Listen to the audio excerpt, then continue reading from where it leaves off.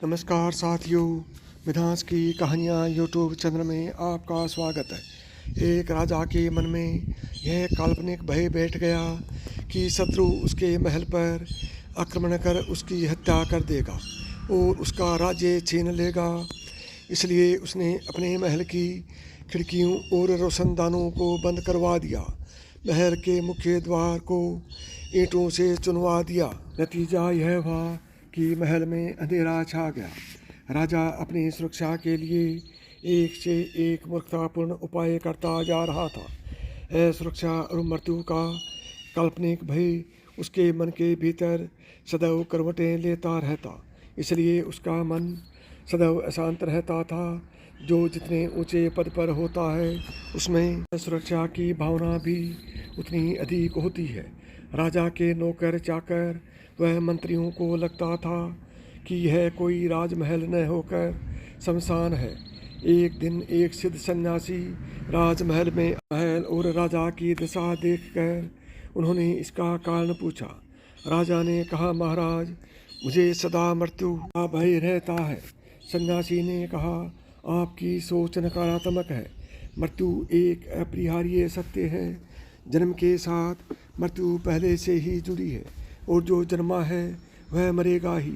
मनुष्य चाहे अपने को कितना भी सुरक्षित कर ले, फिर भी मृत्यु अवश्य भावी है।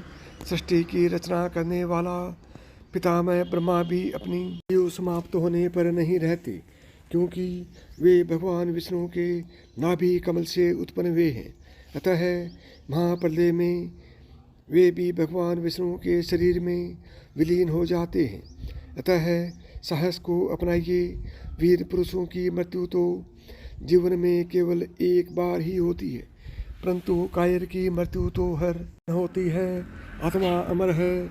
जो इस आत्मा को मारने वाला समझता है तथा जो इसको मरा मानता है, वे दोनों ही नहीं जानते, क्योंकि यह आत्मा वास्तव में न तो किसी को मारता है और न किसी के द्वारा मारा जाता है। कहते हैं, जिस प्रकार मनुष्य पुराने वस्त्रों को त्याग कर दूसरे नए वस्त्रों को ग्रहण करता है, उसी प्रकार जो आत्मा पुराने शरीरों को त्याग कर दूसरे नए शरीरों को प्राप्त होता है।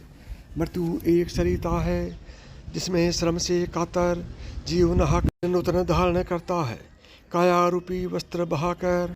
यह सुनकर राजा के मन में शांति आ गई और उसका मृत्यु भय दूर हो गया।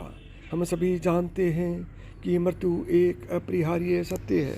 जीवन में सब कुछ प्राप्त कर लेने के बाद भी मृत्यु के बाद मनुष्य के साथ केवल सूखी लकड़ी ही चलती है।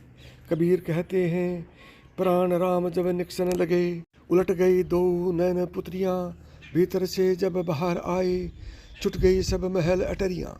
चार जने मिली खाट उठाइन, रोवत ले चले डगर डगरिया। कही ही कबीर सुनो भाई साधो, संग चली एक सूखी लकड़िया। लेकिन कबीर के मन में मृत्यु से भय नहीं, आनंद है। मृत्यु आत्मा और परमात्मा का मिलन है।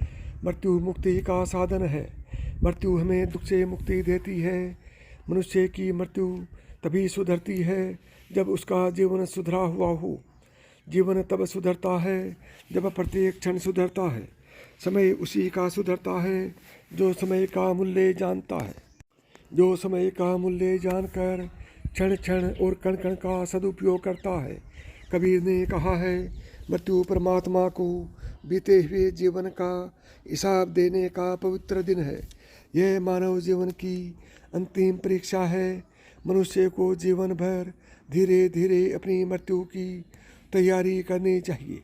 लेकिन मनुष्य अपने जीवन में सभी कार्यों, बच्चे के जन्म की, शिक्षा की, विवाह की तैयारी करता है, परंतु मरने की तैयारी नहीं करता।